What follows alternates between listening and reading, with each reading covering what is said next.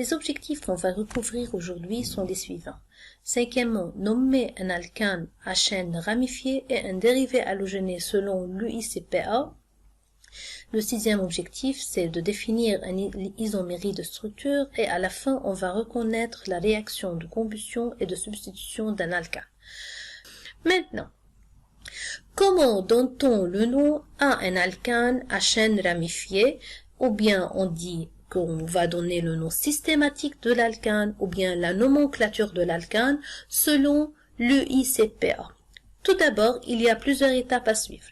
Premièrement, choisir la chaîne principale la plus longue de l'alkane, celle qui renferme le plus gros nombre d'atomes de carbone, et nommez-la. Donc, en regardant cette molécule-là, en commençant par cette extrémité, on a 1, 2, 3, 4, 5, 6, 7. C'est la première chaîne. On a 1, 2, 3, 4. On a 1, 2, 3, 4, 5, 6. Donc 7 jusqu'à maintenant, c'est le plus grand nombre. On peut commencer par là. 1, 2, 3, 4, 5, 6, 7 aussi. Donc c'est le même nombre. On a 1, 2, 3, 4, 5, 6, 7, 8. Donc c'est la chaîne la plus longue. Alors c'est la chaîne principale qui est la plus longue puisqu'elle contient le plus grand nombre d'atomes de carbone et elle a le nom d'octane, selon le tableau qu'on a vu avant. Maintenant, deuxièmement, qu'est-ce qu'il faut faire? Il faut identifier les ramifications, ça veut dire les groupes alkyles, et il faut les nommer. Donc, puisque c'est la chaîne principale, tous les autres groupes, ça représente les ramifications et les groupes alkyles, puisqu'ils sont à l'extérieur de la chaîne principale et ils sont attachés à cette chaîne-là. Le premier groupe ici, c'est le groupe méthyle, puisqu'il contient un atome de carbone. Celui-là, c'est le groupe éthyle, puisqu'il contient 2 atomes de carbone. Et le troisième, c'est le groupe méthyle qui contient aussi un atome de carbone. Donc, on a 3 ramifications, 2 ramifications méthyle et une ramification éthyle. Troisièmement, qu'est-ce qu'il faut faire? Maintenant, il revient à numéroter la chaîne principale, de façon que le numéro du carbone portant la première ramification en commençant par l'une des extrémités soit le plus petit possible. Maintenant, il faut numéroter la chaîne dans les 2 directions. Voici la première direction en commençant de cette extrémité-là. En commençant de cette extrémité-là, ce carbone-là prend le nombre ou bien le numéro 1 et ainsi de suite, 2, 3, 4 jusqu'à l'extrémité, la deuxième extrémité pour avoir le carbone qui prend le numéro 8. Dans ce sens-là, le groupe méthyle ou bien les 2 groupes méthyle sont attachés au carbone numéro 3. Et il faut donner un numéro à chaque groupe. Donc, c'est 3 pour celui-là et 3 pour l'autre groupe méthyle. Et le groupe éthyle, puisqu'il occupe le carbone numéro 5, donc on va lui donner le numéro 5. Donc, en commençant par ce sens-là, on a les numéros suivants. 3, 3 et 5. 3 pour le groupe méthyle, 3 pour le deuxième groupe méthyle et 5 pour le groupe éthyle. En changeant le sens de numérotation, en commençant par cette extrémité-ci, puisqu'il faut prendre les deux cas. Dans ce sens-là, on a une autre numérotation et bien sûr les ramifications occupent dans ce cas-là d'autres atomes de carbone. Donc dans ce cas-là, l'éthyle, c'est la première ramification. En suivant ce chemin-là, c'est le groupe éthyle qui occupe le carbone 4, puis on a le méthyle qui occupe le carbone 6, et l'autre méthyle occupe le carbone 6, donc on a les numéros suivants, 4, 6 et 6. Donc, revenant à la règle, il faut numéroter la chaîne principale, commencer par une extrémité, de façon que le numéro du carbone portant la première ramification soit le plus petit possible. Donc, bien sûr, de sens 1, on commence par 3. Donc, la première ramification occupe le numéro 3, le carbone numéro 3. Ici, la première ramification occupe le numéro 4, donc on va éliminer ce choix-là. Donc, on a 3, 3 et 5. Chaque numéro représente l'emplacement d'un groupe alkyle, ou bien de la ramification. Maintenant, passons aux 4e étape. Nommer l'alkane. Maintenant, on va donner le nom. On a identifié la chaîne principale, on a identifié aussi les ramifications. Il faut nommer maintenant l'alkane en citant l'indice de position et les nombres qu'on a pris, 3, 3 et 5, mais pas dans cet ordre-là. on va citer l'indice de position. Après chaque indice, on va citer le groupe d'alkyles, mais l'indice et le groupe alkyle doivent être séparés par un tiret.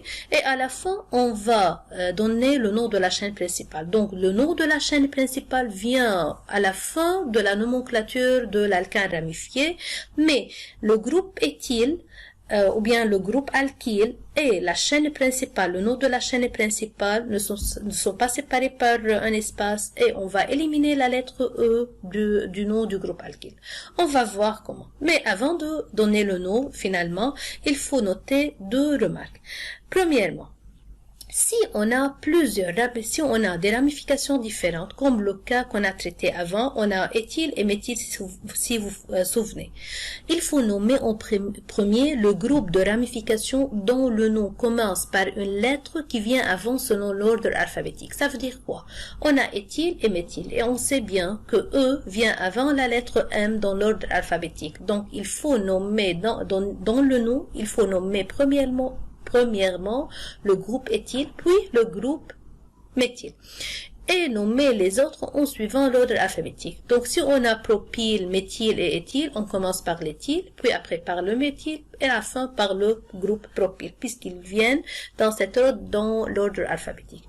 Deuxième remarque, si plusieurs groupes alkyles identiques sont liés à la chaîne principale, aussi comme notre cas, on a deux groupes méthyles qui sont liés à la chaîne principale, il faut ajouter un préfixe au nom du groupe selon le nombre de ramifications. Si on a deux ramifications identiques, on va ajouter le préfixe di. Si on a trois ramifications identiques, il faut ajouter le préfixe tri. Yani on dit diméthyle, triméthyle si on a trois méthyles. Si on a quatre éthyles par exemple, on dit tétraéthyle. Si on a donc selon le nombre des ramifications identiques. Mais dans ce cas-là, les indices de position, les numéros doivent être séparés par une virgule. En appliquant cela, ça sera plus facile. Donc regardez. Donc on va donner maintenant le nom. Je veux vous montrer le nom et on veut l'expliquer. Regardez. Pourquoi on a dit 5 éthyles? On a dit ici 5 éthyles. Car il faut commencer tout d'abord par l'éthyle, puisqu'il vient avant le méthyle selon l'ordre alphabétique. Alors, on a dit qu'il faut écrire la position ou bien le numéro du carbone auquel le groupe est attaché. Puisque éthyle est attaché au carbone numéro 5, donc on a écrit le numéro 5 avant éthyle et toujours numéro mot sont séparés par un tiret. Mon numéro sont séparés par un tiret. Donc, 5, c'est l'indice de position du groupe éthyle, et éthyle puisqu'il vient avant le méthyle dans l'ordre alphabétique. Maintenant, tiret, puisqu'on va écrire un numéro qui est l'indice de position du groupe méthyle. Où se trouvent les groupes méthyles? Ils se trouvent sur le carbone 3. Pour chaque groupe, il faut écrire un nombre, ou bien un numéro.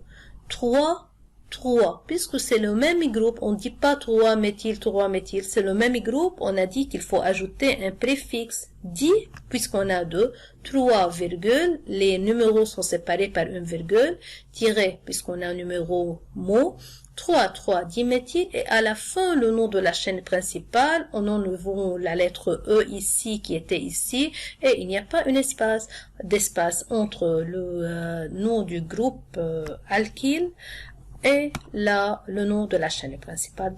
Donc, c'est comme ça qu'on donne le nom ou bien la nomenclature d'un alkane ramifié selon l'UICPA. Donc, isomérie de structure. C'est quoi isomérie de structure? Passons à la définition. On dit que les hydrocarbures qui ont la même formule moléculaire, mais des formules structurales, qu'elles soient structurales développées ou bien semi-développées, qui ont des formules structurales différentes, sont appelées des isomères de structure. Donc, même formule moléculaire, différentes formules structurales. Donc, laissons-nous prendre ces exemples-là. Celui-là contient 1, 2, 3, 4, 5, 6, 7 atomes de carbone. Donc, puisque toutes les liaisons sont des liaisons covalentes simples, donc c'est un alkane, c'est 7 H2N plus 2, ça veut dire 2 fois 7, 14 plus 2, c'est 7H16. Ici, on a 1, 2, 3, 4, 5, 6, 7. Lorsqu'on va compter, ou bien on va donner la formule moléculaire, il faut compter tous les atomes dans la molécule, même s'ils sont dans la chaîne principale ou bien s'ils sont dans la ramification. Donc, la ramification fait partie de la molécule. Donc, il faut compter tous les atomes. Donc, c'est 7 aussi, c'est 7H16. De même, dans cette molécule-là, 1, 2, 3, 4, 5, 6 et 7 aussi, donc c'est 7H16. Alors, mais, chacun de ces molécules a un eau différent, puisque c'est un alkane linéaire, donc c'est l'heptane, puisqu'il contient 7 atomes de carbone. Celui-là, il y a une ramification, c'est le méthyle, et on a 1, 2, 3, 4, 5, 6, c'est l'hexane, donc c'est le 2, puisqu'il occupe le carbone de 2-méthylhexane, et celui-là, c'est le 2,2-diméthylpentane. Donc, ils ont différentes formules structurales, différentes nomenclatures, mais ils ont même formule moléculaire. Donc, ces molécules-là, ce sont des isomères de structure, puisqu'ils sont, comme je répète, donc, même formule moléculaire, mais différentes formules structurales. Alors, on va faire une application. Laissons-nous identifier maintenant les isomères parmi les composés suivants. Donc, tout d'abord, il faut trouver la formule moléculaire. C'est clair qu'ils ont différentes formules structurelles, mais c'est mieux de donner le nom pour soit sûr qu'ils ont des formules structurelles différentes. Il faut donner le nom, ok?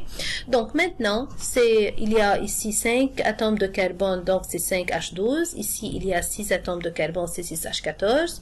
Ici, il y en a 7, celle-ci 5, ici 6, et ici on a ces 5H12. En regardant, on trouve que ce composé et celui-là ont même formule moléculaire mais différentes formules brutes, donc ce sont des isomères. Le composé B et le composé E aussi, ce sont des isomères de structure, et le composé C n'a pas des isomères. Alors, maintenant passons à la dernière partie dans ce chapitre-là, la réactivité des alcanes. On va parler maintenant des réactions chimiques qu'un alcane peut subir. Premièrement, c'est la réaction de combustion complète que tous les hydrocarbures peuvent subir.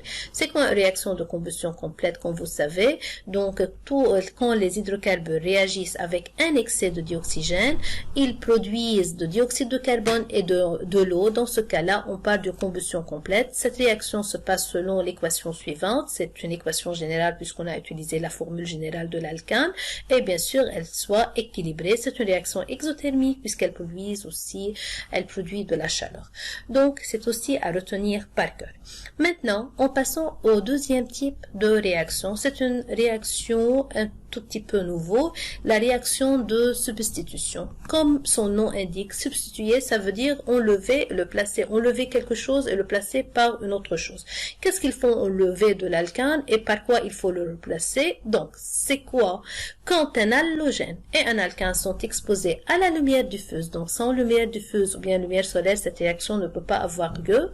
Quand un halogène et un alcane sont exposés à la lumière diffuse, une réaction de substitution a lieu entre eux. Dans cette réaction, un halogène remplace un atome d'hydrogène dans l'alcane. Donc, c'est un halogène qui remplace un hydrogène dans l'alcane. Selon la réaction suivante, laissons-nous prendre un exemple de la réaction de substitution du méthane par le dichlore. Bien sûr, quand je parle d'un halogène, ça peut être le dichlore, le dibrome, le diiode ou bien le difluor. N'importe quel halogène peut remplacer l'atome d'hydrogène. Cette réaction s'appelle chloration. Comment se fait cette réaction? Regardez, on a pris le cas du méthane. On a ici, 4 atomes de carbone dans la molécule de méthane. Donc, et on a une molécule de dichlore. Regardez. Qu'est-ce qu'on a dans cette molécule? Que se passe-t-il? Si vous voyez le produit qui est obtenu, on a remplacé un atome d'hydrogène par un atome de chlore. Donc, au lieu d'avoir 4 atomes d'hydrogène dans la molécule, on a 3. Où va cet atome-là? Il est remplacé par un atome de chlore. Et l'autre atome d'hydrogène et l'autre atome de dichlore qui reste de la molécule de dichlore forme un autre produit qui est le chlorure d'hydrogène. Donc, à chaque fois, on a remplacement un atome d'hydrogène. Qu'il faut remplacer un atome d'hydrogène, il faut ajouter une molécule de dichlore. Donc, cette réaction peut suivre aussi. Comment? Donc, en commençant par le produit obtenu dans la réaction avant et on ajoute une molécule de dichlore. Dans ce cas-là, on a remplacé le deuxième atome d'hydrogène pour avoir dans la formule seulement 2 au lieu de 4 en avant dans la première réaction qu'on a vue, et on a deux atomes de chlore qui apparaissent dans la molécule, et aussi on a HCl comme produit. On peut aussi continuer cette réaction autant qu'il y a d'hydrogène dans la molécule. Donc, pour ajouter une autre molécule de dichlore, on obtient aussi CHCl3 trichlore, puisqu'il y a 3 atomes de chlore qui sont ajoutés. Et en ajoutant enfin une autre molécule de Cl2, on voit que tous les atomes d'hydrogène sont remplacés dans la molécule pour obtenir le tétrachlorométhane. Donc, cette réaction peut avoir lieu d'une autre façon. Par exemple, on peut directement ajouter 2 molécules de dichlore. Dans ce cas, 2 atomes d'hydrogène seront directement remplacés pour avoir le dichlorométhane. On peut ajouter directement 3 molécules de dichlore pour avoir le trichlorométhane. Donc, une seule fois, on a remplacé 3 atomes d'hydrogène. Donc, autant de molécules de dichlore ajoutées, autant des atomes d'hydrogène remplacés. À la fin, on peut ajouter 4 molécules de dichlore pour remplacer les 4 atomes d'hydrogène.